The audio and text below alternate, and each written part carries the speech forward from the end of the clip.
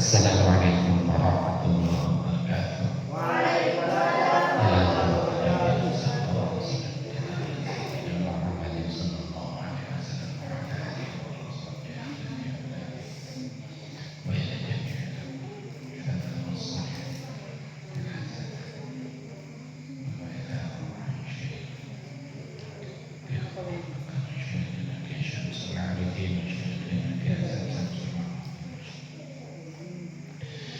Al-Fatihah. A'udzu billahi minasyaitonir rajim. Bismillahirrahmanirrahim. Alhamdulillahirabbil alamin arrahmanir rahim maliki yaumiddin. Iyyaka na'budu wa iyyaka nasta'in. Ihdinas siratal mustaqim. Shiratal ladzina an'amta 'alaihim ghairil maghdubi 'alaihim waladdallin. Qala al-mu'allif rahimahullah ta'ala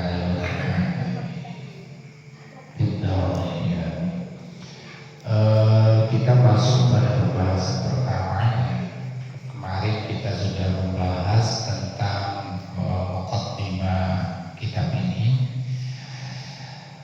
Kitab Taharati ini ayat kitab Taharati ini adalah kitab yang menjelaskan tentang taharah. Taharah itu secara bahasa artinya adalah an-nadhafah atau bersih.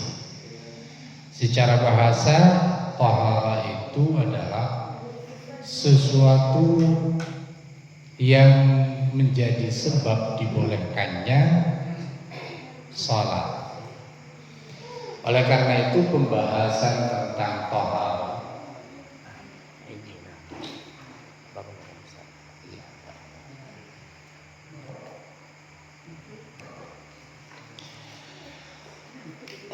oleh karena itu ya, di kitab ini pembahasan tentang taharah ini didahulukan dari pembahasan tentang salat. Karena apa? Karena taharah ini menjadi syarat dapat terlaksanakannya salat. Sehingga ini yang perlu didahulukan. Dalam usul fikih dikatakan ya, syarat itu harus didahulukan dengan masyhur.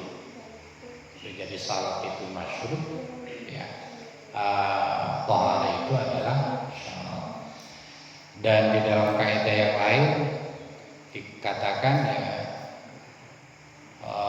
ma la yatimul wajibu illa bihi fa huwa wajibun. Sesuatu yang menjadi sebab terlaksananya sebuah kewajiban, maka kewajiban sesuatu itu menjadi wajib. Oleh karena berwudu, bersesuci itu menjadi salah satu syarat bisa dilaksanakannya salat, maka bersesuci itu menjadi wajib juga. Lah hikmahnya, jadi di dalam kitab-kitab fikih hikmahnya ini saya perlu menjelaskan mengapa taharah ini lebih didahulukan ya. Hikmahnya salat itu adalah komunikasi seorang hamba dengan Allah. Jadi salat itu merupakan salah satu sarana di mana seorang hamba bisa berkomunikasi dengan Tuhannya. Lah tentu saja saat menjadi sesuatu yang wajib untuk mendekati yang suci, itu syaratnya juga harus suci, baik suci badannya, suci pakaiannya, suci tempatnya, dan bahkan juga suci hatinya. Oleh karena itu baik di dalam kitab fikih ya, pembahasan tentang mensucikan, tentang bersesuci ini menjadi bab yang pertama. Dan ketika kalian misalnya mengaji kitab-kitab tasawuf, ya, biasanya juga membahas tentang sesuatu yang senada dengan persoalan bersesuci. Misalnya soal taubat misalnya, ya. Kalau kalian baca kitab-kitab fikih itu yang bab yang pertama itu adalah persoalan taubat. Kalau berwudu itu adalah mensucikan dari dirinya, maka kalau taubat itu adalah mensucikan batinnya. Jadi tidak mungkin kita bisa berkomunikasi dengan Tuhan, tidak mungkin kita bisa bermunajat kepada Tuhan, ya, kalau zahirnya kita tidak suci ataupun juga batinnya tidak suci. Jadi itu alasannya mengapa kitab ini mendahulukan persoalan taharah dari penjelasan tentang salat. Baik, kita lanjut. Al-miyahu alladhi yajuzu at-tathhiru biha sab'u miyahi. Adapun macam-macamnya air, allati miyah, yajuzu yang boleh, at-tathhiru apa bersesuci, biha dengan miyah, sab'u miyahin adalah 7 macam air.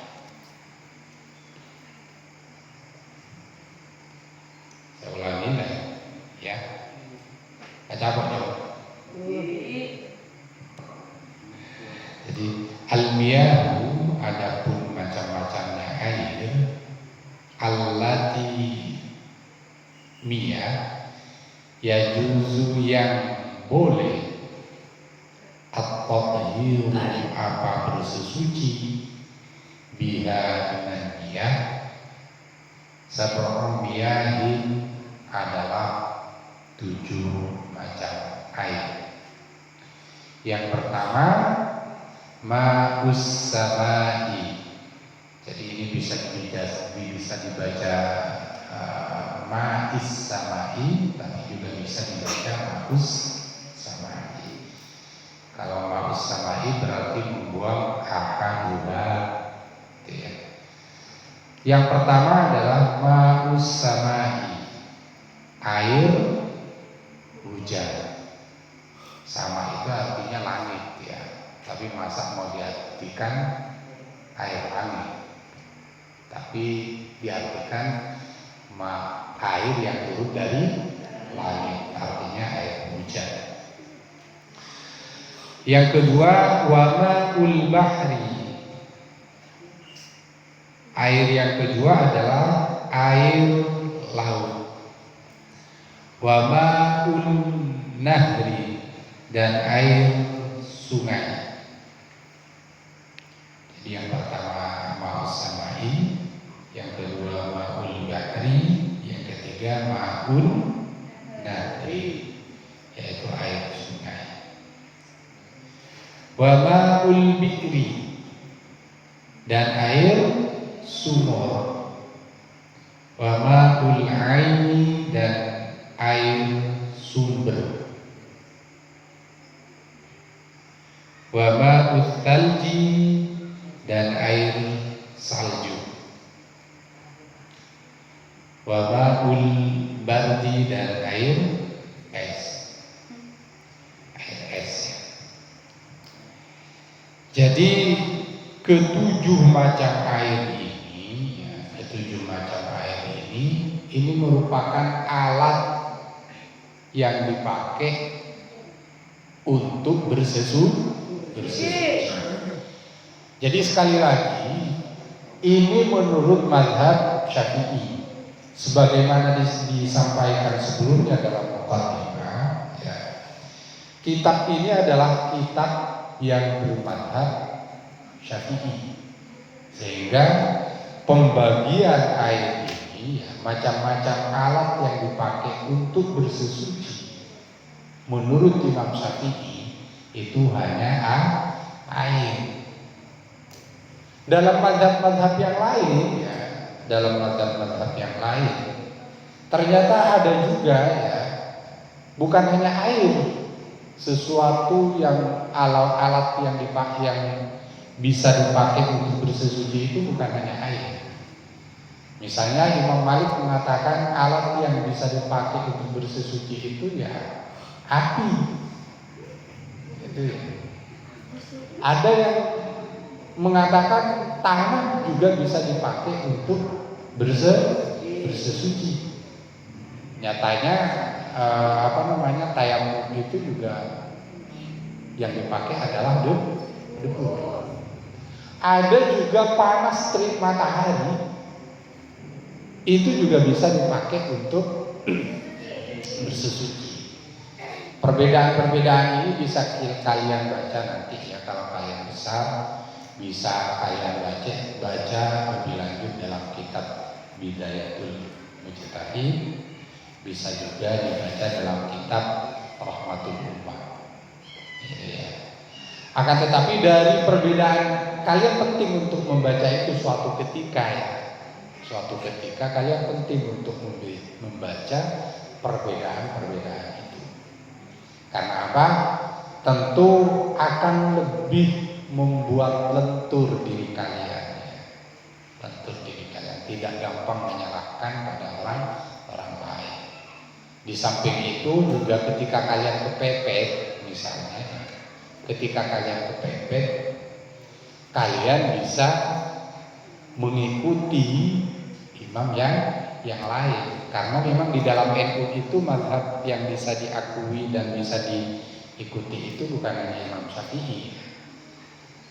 Ada Imam Abu Hanifah, Imam Malik, Imam Syafi'i, dan Imam Hambali. Lah, kitab yang kita baca ini, yang kita kaji ini adalah kitabnya kitab yang bermadzhab Syafi'i.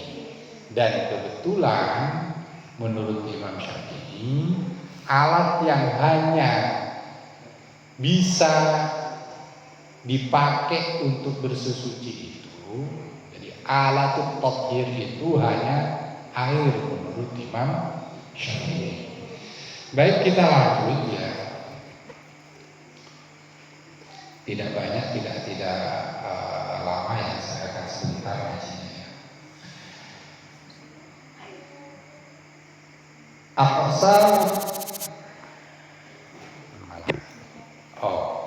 Tsummal miyahu ala arba'ati aqsami. Penjelasan pembagian air atau macam-macam air ala arba'ati aqsami, terbagi atas 4 macam. Saya ulangi lagi, tsummal miyahu ala arba'ati aqsami. Adapun macam-macamnya air ala arba'ati aqsami, terbagi atas 4 macam. Yang pertama, tahirun mutahhirun ghairu makruhi. Jadi pembagian yang pertama itu tahirun mutahhirun ghairu makruhi, adalah air yang suci, mutahhirun yang mensucikan. Kalau di dalamnya itu ya, di dalam kitab ini, tahirun fi nafsihi mutahhirun li ghairihi. Jadi zatnya suci, wa mutahhirun li ghairihi, mutahhirun li ghairihi, yang mensucikan terhadap lainnya. Ghairu makruhi, dan ghairu makruhi isti'maluhu, yang tidak makruh isti'maluhu, apa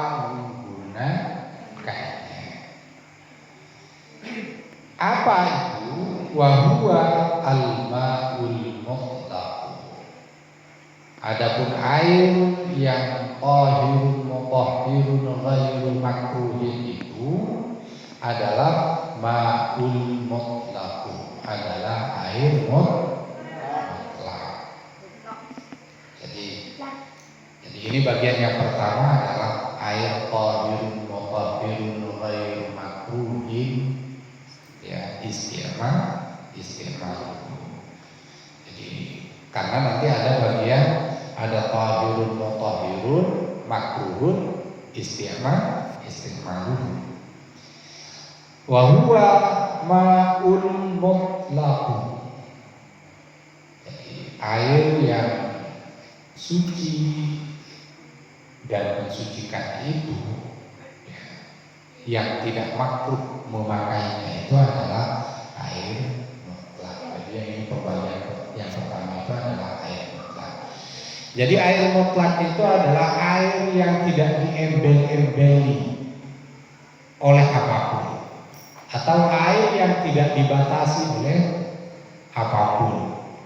Misalnya ya air sebagaimana adanya, ya air. Itu. Lah kalau misalnya ada air kopi, itu ya. Air kopi itu bukan termasuk air mutlak. Atau ada air mawar, itu sudah bukan air mutlak. Atau air teh misalnya, itu bukan air mutlak. Jadi yang dikatakan air mutlak itu adalah air yang tidak diembel-embel, air yang murni, air yang murni. Jadi tak benih air kopi, benih air teh, benih air mawar, atau air-air lainnya yang ada embel-embelnya.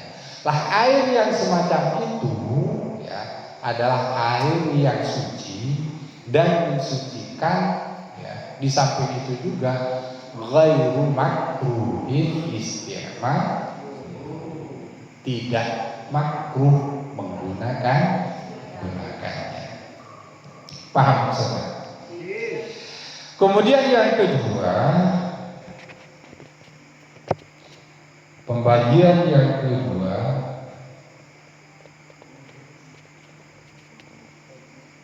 malah.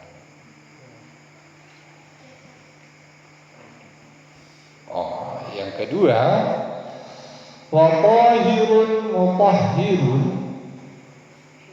makruhun isti'malu. Pembagian yang kedua adalah air tahirun mutahhirun, air yang suci, ya, lagi mensucikan. Makruhun isti'malu, yang makruh isti'maluhu, apa menggunakannya, Jadi pembagian yang kedua itu adalah air yang suci mensucikan, ya, tapi makruh menggunakannya. Apa itu? Wa huwa al-ma'ul musyammas, air yang dipanaskan di terik matahari. Jadi air yang dipanaskan di terik matahari, ya, itu hukumnya walaupun suci, tapi walaupun suci mensucikan, tapi makruh menggunakannya. Tapi ada syaratnya ini, ya. Ini hanya makruh ketika dipakai untuk mandi dan wudhu. Tapi ketika dipakai untuk mencuci pakaian, ini tetap tidak makruh. Jadi makruh itu hanya ketika dipakai untuk mandi, ya, atau dipakai untuk wudhu, atau dipakai istinja misalnya, ya. Ini makruh. Tapi ketika dipakai untuk mencuci pakaian, itu tidak makruh. Lah, di dalamnya kitab ini, ya, di dalam kitab ini, di dalam syarahnya ini disebutkan, ya, jadi yang makruh itu kalau wadahnya itu terbuat dari logam seperti besi misalnya. Gitu ya. Kalau selain besi itu ya selain logam itu tetap tidak makruh. Atau wadah yang dipakai air itu yang dipanaskan yang terkena terik matahari itu kalau terdiri dari emas dan perak itu tidak makruh. Paham maksudnya? Oke. Jadi air suci lagi mensucikan tapi makruh menggunakannya yaitu air musyammah.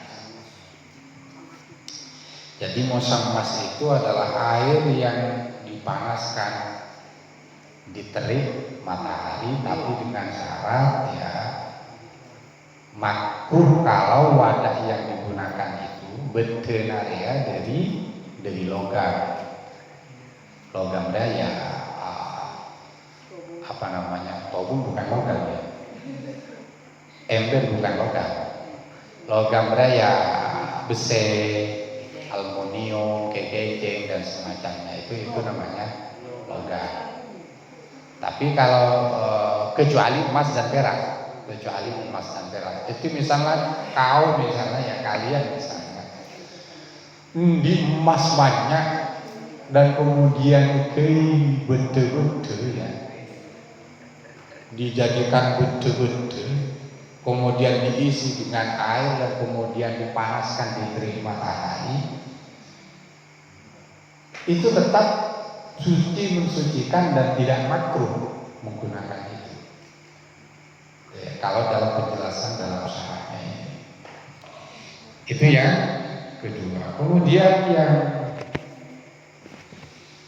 yang ketiga, tahirun kemalain lagi. Oke. Yang ketiga, wa tahirun ghairu mutahhirin li ghairihi. Yang ketiga, tahirun ghairu mutahhirin li ghairihi. Pembagian air yang ketiga adalah air yang suci ghairu mutahhirin yang tidak mensucikan li ghairihi bagi lainnya. Wa huwa al-ma'ul musta'mal. Adapun air adapun air tahirun mutahhirun tahirun ghairu mutahhirin ghairihi itu al-ma'ul musta'mal adalah air musta'mal. Jadi saya baca air musta'mal itu adalah air yang sudah dipakai untuk mensucikan najis ya, atau air yang sudah dipakai untuk menghilangkan hadas ya, itu tidak boleh suci tapi tidak mensucikan. Wal mutaghayyiru bima khalaqahu minat thahirati, dan termasuk pembagian ini ya, dan termasuk dalam pembagian tahirun ghairu mutahhirin ini ya, adalah air yang berubah, wal mutaghayyiru, dan air yang berubah bima sebab sesuatu khalaqahu yang bercampur kepada ma minat tahirati, dari benda-benda yang suci. Jadi termasuk dalam pembagian air yang suci dan tidak mensucikan bagi lainnya itu ya adalah air yang berubah disebabkan adanya barang suci yang bercampur dengan air tersebut. Jadi termasuk air yang suci dan tidak mensucikan adalah air yang berubah disebabkan adanya barang suci yang bercampur. Ya. Jadi misalnya ya, ada air dan kemudian ada sesuatu yang masuk terhadap air itu, ada barang suci yang masuk ke air itu, dan kemudian air itu berubah baik warnanya, kemudian rasanya, dan baunya. Jadi syaratnya itu harus 3 sifat air ini harus berubah. Jadi misalnya kau di air, kalian punya air yang kemudian tiba-tiba ditumpahi minyak misalnya, atau ditumpahi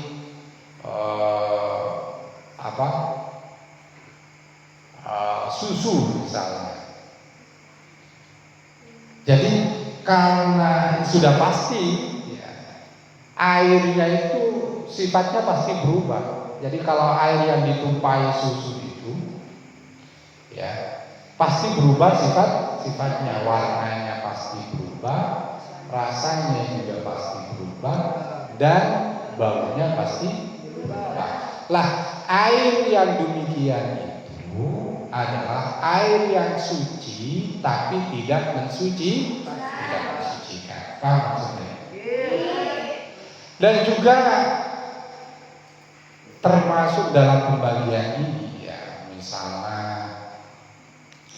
kau entar ke alas kemudian beli tebu misalnya, tebu itu kan berair, kemudian kalian peras sehingga nyampe 1 mangkok, itu kira-kira boleh nggak dipakai untuk dibakar?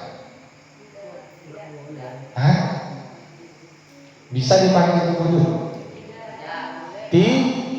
Tidak, ya. Karena apa? Air itu memang suci tapi tidak mensucikan. Itu tak kening angkua wudhu. Ya. Misalnya gini, contoh lain.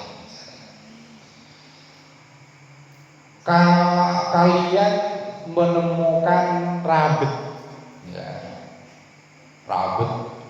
kalian tadain airnya itu sehingga nyampe satu sabete misalnya, kemudian ini bisa nggak dipakai untuk wudhu?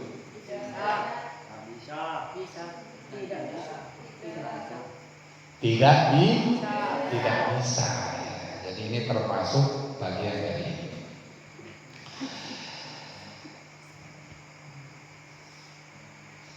Wa ma najasin al-Fatihah.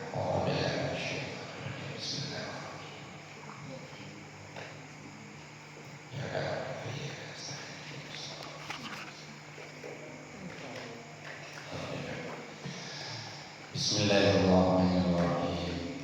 Rabbi shrah li sadri wa yassir li amri wahlul 'uqdatam min lisani yafqahu qawli. Allahumma iftah 'alayya futuhal 'arifin bi hikmatika wa anshur 'alayya rahmataka dhakkirni ma nasitu ya jalal wal ikram. وأكرمني اللهم بنور العلم وزرعة الفهم وأخرجني من ظلمات الوهم وافتح لي أبواب رحمتك يا رب العالمين. Norok ya man bedorengan wae.